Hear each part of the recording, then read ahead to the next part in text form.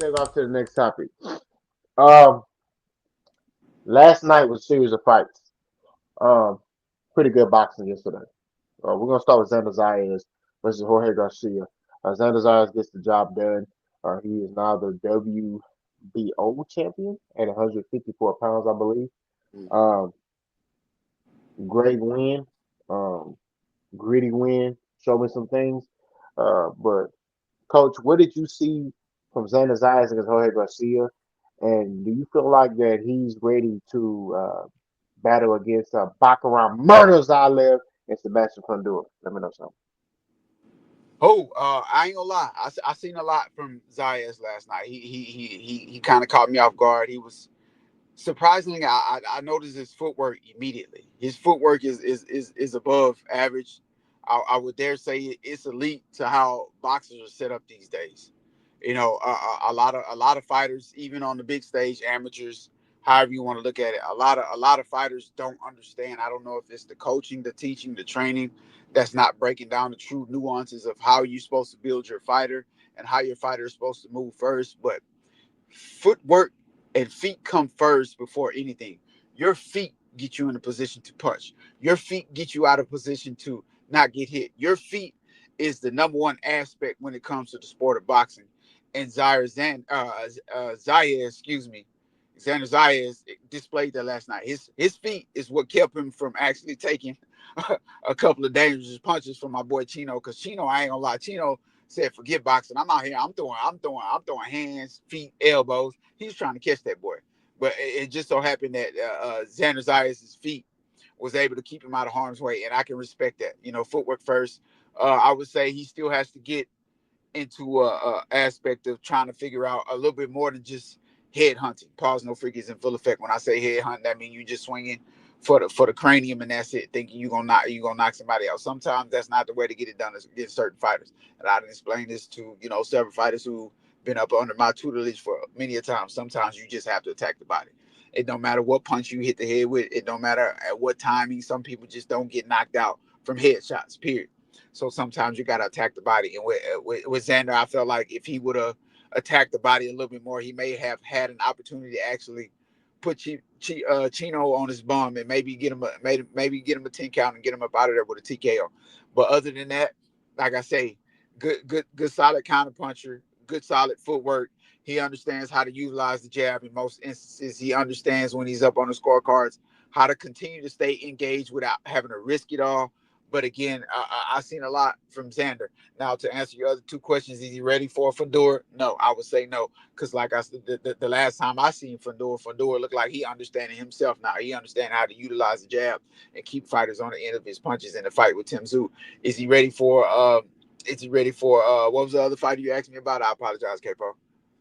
Baccarat Murders Zalev. No, no, no.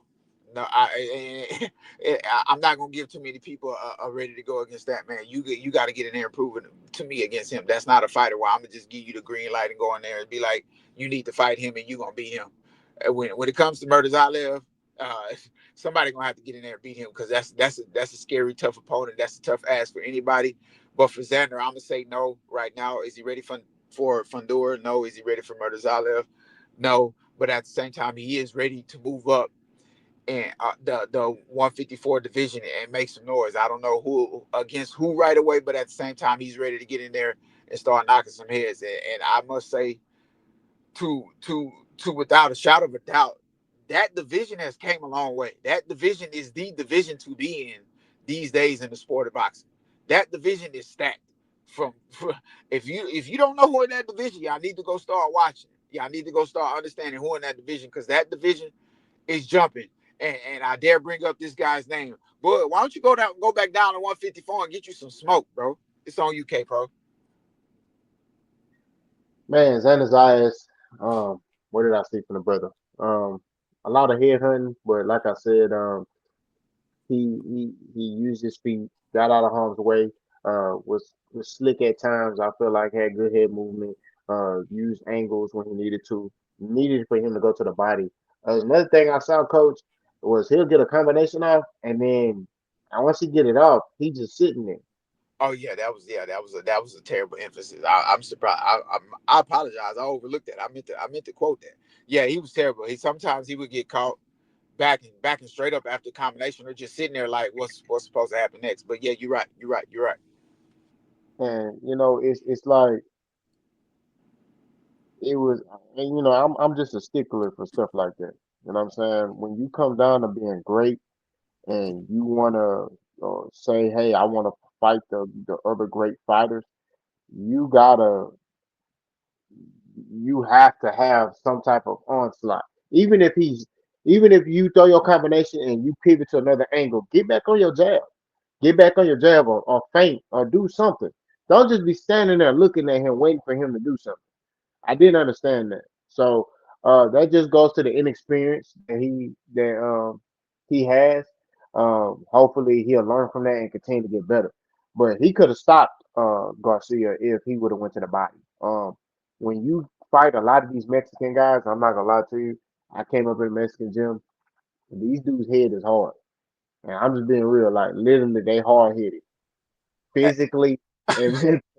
hey, I ain't gonna lie, bro. I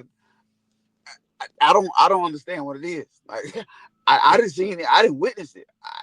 Like bro, like how many punches can you get hit with in a row and still be standing there looking ready to fight? And like that, K-Po, you 100% right. It's something about whatever they got in their cranium, they skull, whatever's built in. It's a different type of material up there for them Hispanics, man.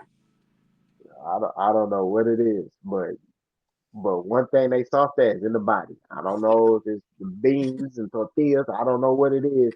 You touch that stomach, you start going to that body. They don't like that. So Uh-huh. that's what I wanted for him to do more of and work on. Is he ready for a Sebastian Fundora? No. Like Coach B said, Sebastian Fundora has grown into the fighter that he know who he is as a fighter, right?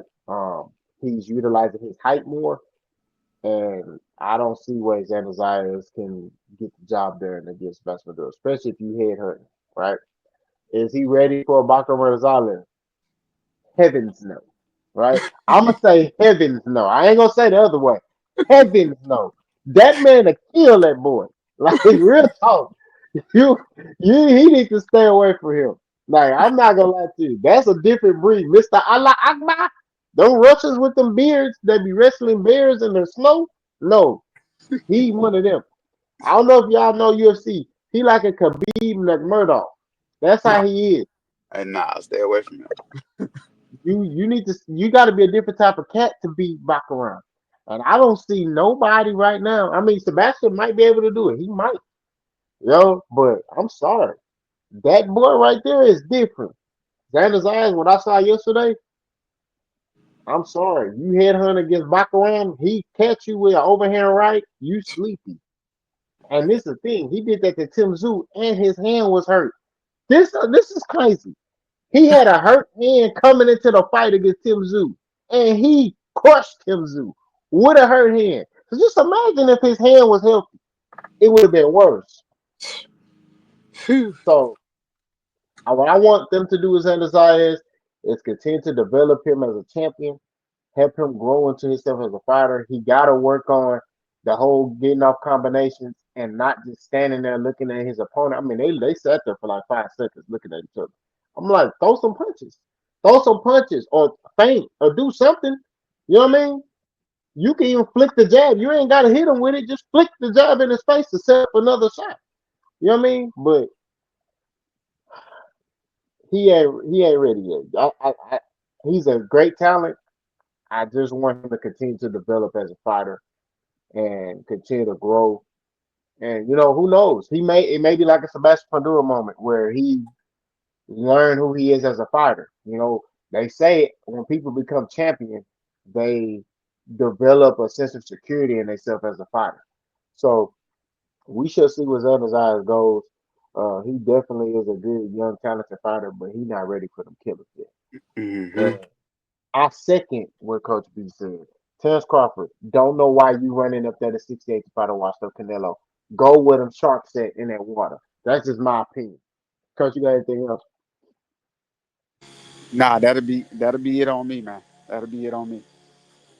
All right, man. We didn't talked about Terrence Crawford. We didn't talked about, a list of other matchups, man. We continue to stay on y'all here. We continue to try to put out good content. Continue to support us on the journey. This is Genesis. This is the beginning.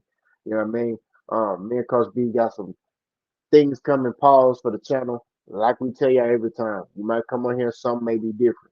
So keep coming over here, keep supporting us, and we're gonna keep putting out good content. If you want us to do something different, you see something that we can do something better at, hey, let us know. We're not opposed to any criticism. You know what I'm saying? We grown men at the end of the day. But if you get disrespectful, don't get offended when somebody cook you in the comment section. That's what it is. We're continuously trying to grow this channel. We're continuously trying to evolve as beings. At the end of the day, like Coach B said, we got to put you first, right? So continue to keep your mental right. Continue to seek that higher being. You know what I mean? Y'all know what I'm talking about. But boss, coach, clutched up, clutched out. You know what we're talking about. We gone. Salute.